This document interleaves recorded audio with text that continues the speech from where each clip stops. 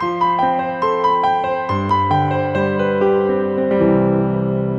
家好啊，我係馬中寶啊，好快又翻返嚟我哋名古屋追星之旅嘅 Part 2。如果未睇過嘅朋友，可以去翻個資訊欄睇翻第一集先。咁上一集呢，我哋就離開咗呢個吉卜力嘅公園之後，就翻返去酒店度休息。同一日夜晚嘅晚餐呢，就訂咗一間喺 Tabelog 名古屋市內嘅燒肉排名第3嘅叫 Tanaka 嘅餐廳。咁而家見到就係佢有唔同嘅 course 可以預先去 book 咗先嘅。餐廳嘅位置呢，其實就喺名古屋車站嘅旁邊。咁你見到呢，就係要落一個大廈嘅 basement 嘅。咁呢個就係佢嘅門口，都幾隱蔽嘅。同埋佢每一間都係包房嚟嘅。咁你見到而家畫面嘅就係我哋嚟咗嗰碟嘅燒肉啦，同埋佢有個生牛喺右邊啦。咁佢中間嘅配菜都係走向一個韓風多啲嘅。間房都幾舒服嘅，勝在佢冷氣都好夠。咁而家見到嗰道門咧都係唔易開嘅。咁我哋坐低之後就嚟咗啲嘢食啦。咁左邊配菜啦，中間就係一個蛋撈嘅生牛肉啦，同埋右邊有啲薄嘅牛俾我哋自己燒啦。咁最尾嗰盤嘅肉呢，就喺前邊見到有牛脷啦，中間有一個厚同埋薄嘅和牛啦，其中厚啲嗰嚿就係西蘭啦。咁呢度通常都係會俾神戶牛啊、大馬牛啊或者係松板牛嘅。咁佢就要睇下當日啲牛邊隻靚嘅。咁佢最尾都有個好奇怪，一係就咖喱飯，一個蛋花飯啦。整體相對價錢嚟講算係合理啦，但係又唔係好驚豔啦。咁到咗 Day 3，我哋朝頭早7點半咧就已經好早起咗身，因為我哋今日有個好重要嘅 mission 就要去買呢個應援物品。一朝早咧應該就係9點鐘佢就會開賣。但係其實我唔係睇星期六嗰場嘅，點解都要9點鐘去到呢？第一日，因為係怕有啲應援物品係第一日已經俾人買晒啊，咁所以咧就要提早去嗰度買啦。咁你見到隻錶啦，7點29分，我哋就搭咗個的士去到會場啦。咁個會場就係演唱會嘅停車場嗰度嚟嘅。咁而家就揾緊個排隊嘅地方。咁去到呢，其實已經見到好多人坐晒喺度噶啦。咁要分清楚買乜嘢隊呢？咁我都過咗去問下啲人。咁而家見到坐喺度嗰啲係等入去停車場。上到去之後，發覺嗰個隊尾呢，其實已經係圍繞咗成個演唱會個體育館一圈㗎啦。咁嚟到呢條直路嘅天橋嗰度，咁我諗啲人呢，其實尋晚或者好早嘅時間，我諗2、3點、3、4點已經嚟咗排㗎啦。咁我7點9嚟到嗰陣時候呢，已經要行到呢條天橋嘅一路隊尾，一路行。好彩位置都唔係好後，但係嗰日天氣真係好熱。咁等咗1個鐘鬆啲，未到9點呢，其實大會已經好好嘅，因為可能見到天氣咁熱呢，已經俾啲人開始行入去停車場。咁你喐緊呢，係會舒服過你唔喐企定喺度嘅。而家畫面左手邊嗰個就係一個 AEON 嘅 mall 啦。咁搭車嘅人都會喺嗰度行過嚟，或者你真係想唞冷氣嘅，都會行翻去嗰邊嘅。嗱，我而家咧就係開始行緊，沿住個體育館行緊入去停車場嗰度啦。咁你見到啲人開始一個打一個蛇餅咁樣一路行啦。咁大會都好好嘅，有啲風扇啊，同埋佢有啲打水嘅風扇機，咁令到啲人咧就冇咁辛苦啦。咁整體嘅秩序都非常之良好嘅。你見到個畫面上邊咧，就個個都會。每一個人跟翻前面嗰個人，亦都冇見到有人特別話見到有空位就走咗上前嘅。呢樣嘢可能喺香港或者其他地方都會發生，喺日本就唔會發生嘅。咁你見到而家畫面上邊已經去到最尾嗰行，即係話我就嚟可以入到去買應援物品嘅地方㗎啦。今次 Twice 嘅演唱會喺日本嘅應援產品嘅種類同數量都非常之多嘅。咁我一入到去之後就見到一個展示櫃啦，都係大會擺咗嗰啲產品出嚟俾你睇下佢嘅唔同嘅藝人嘅顏色啦，或者佢今次出咗啲咩產品啊，同埋睇下個大細啊。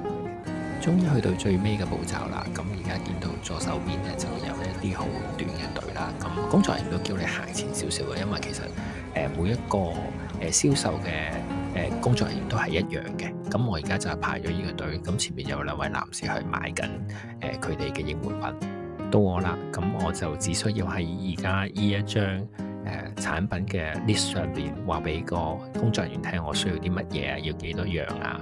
咁有衫啦，最緊要買咗個衫先啦，有頸巾啦，或者有其他一啲食物啊，同埋風扇啦。咁我而家喺度買咗咧，total 有成70幾個 items 啊。咁你見到我都差唔多有成4袋嘢離開呢個會場。終於買到晒所有應援品之後呢，就過咗隔離商場度食咗個麵先，跟住先再走。咁返到酒店呢，就將所有成70幾個 items 咧就拎晒出嚟呢，就影咗張相。其實都買咗幾多嘢。之前啊太太話唔好買咁多嘅，但係到排嗰陣時候佢都話你盡量買啦。日本方面出嘅應援品都係好靚，同埋種類好多。咁而家見到呢啲就係啲抽獎卡啦，咁夜晚返嚟就會逐個查開睇下有冇中獎，咁當然要試下件衫啱唔啱身啦。咁稍作休息之後呢，就過咗隔離個商場嘅鳳來軒度食鰻魚飯，咁都等咗差唔多9個字嘅時間都可以入到去，裏邊都好舒服同埋好闊嘅。鰻魚飯喺東京嗰邊都食過好多間噶啦，但係就未食過呢間鳳來軒，咁我叫咗一個比較豐富嘅套餐啦。就係而家畫面上呢一個啦。另外嗰個呢，呢個有蛋嘅呢，就係太太叫嘅。咁我哋呢都叫做一個炸雞。咁我覺得整體嚟講都係算好食嘅，但自己個人就覺得好似另外嗰間炭燒富士就會出色啲，因為佢更加香啲。咁食完當然就喺名古屋嘅榮嘅商場裏邊去行下，去買下衫，睇下有冇啲減價嘅產品或者係其他嘢想買啦。當然就唔少得經過一啲扭蛋嘅鋪頭去扭蛋啦，因為見到只不過係300嘢，香港起碼都要20-30蚊嘅，咁所以見到啲乜嘢古靈精怪嘅嘢都盡情喺度扭，盡情喺度抽。咁今次又好好彩喎，自己想要嘅款式大部分有80%嘅時間都可以抽到。好似而家見到畫面嗰個都係想自己抽中嘅一個嚟嘅。跟住稍近黃昏嘅時間都去咗依間食蛋糕同埋咖啡嘅地方，都入去稍作休息同埋食咗一件蛋糕。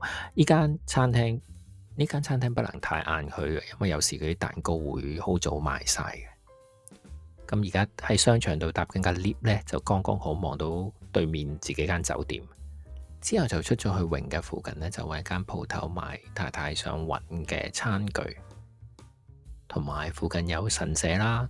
好快咁參觀咗，同埋去買咗一啲嘅魚手。之後由於晚餐嘅時間呢都好攰啦，咁所以就決定喺酒店下邊嗰間西餐廳度去食咗個晚餐。咁我見到呢隔離都有好多本地人呢，佢哋都會食一個套餐，就包咗一個甜品嘅。咁我哋食完我哋嘅阿拉卡之後，都心思思望到有個甜品，咁就問下職員可唔可以自己 side order 叫一個。咁佢話 OK 嘅，冇問題嘅，因為嗰陣時候差唔多時間，佢哋到9點，佢哋已經閂㗎啦。咁所以佢哋都會做埋呢個甜品俾我哋。咁由於喺酒店度食啦，食完就可以好快咁返上房。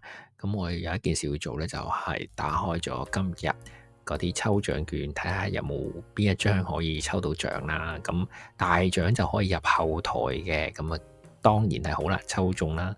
咁有啲細獎都抽得到嘅，咁第二日就可以去返同樣地方去換啦。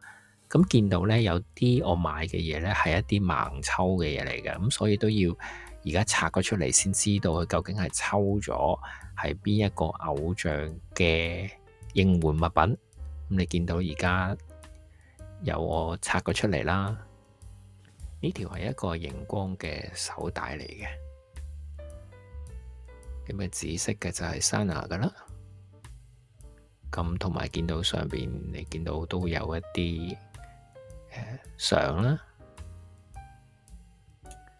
咁到 Day 4啦，咁我哋就準備去睇我哋嘅演唱會啦。今日咁我個演唱會係喺晏晝黃昏嘅時間嘅，咁一早出去之前都去咗一間名古屋出名嘅食早餐嘅地方。咁嗰陣時候係差唔多接近下晝噶啦，我哋都入去裏邊都排咗陣間，跟住先可以攞到張台。咁張台又唔錯嘅，對住個窗。咁我哋都叫咗一個早餐，都係非常好嘅，因為名古屋都好出名去食不同類型嘅早餐嘅。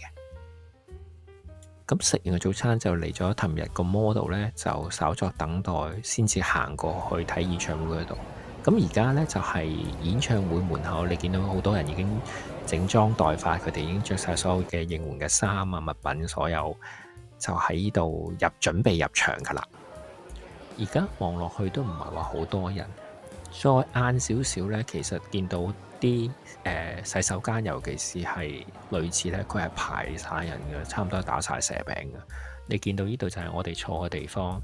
由於咧日本方面係幾嚴禁喺演唱會當中去錄影或者影相，所以我哋都冇咁做。咁呢個就係我哋坐嘅位置啦。咁成個演唱會完畢之後呢，差唔多係2至3個鐘左右啦。咁你見到所有人潮就一齊散，咁咪都喺出邊影咗幅相，留翻個記錄啦。係咪好開心嘅一日嚟嘅？咁最尾嗰日啦 ，Day 5，我哋就去機場啦。咁當然就係要買啲手信啦。名古屋中部機場係一個非常好行嘅機場嚟嘅，都好多嘢睇同好多嘢食嘅。由於今次嘅行程主要嘅目的係睇演唱會，都係有啲趕嘅。下次可能會好好咁計劃去名古屋呢個地方。咁今次名古屋追星之旅就分享到呢一度，多謝大家收睇。如果未 subscribe 嘅朋友都可以幫我 subscribe 一下，同埋俾個 like。咁我下次有新片再介紹俾大家。拜拜。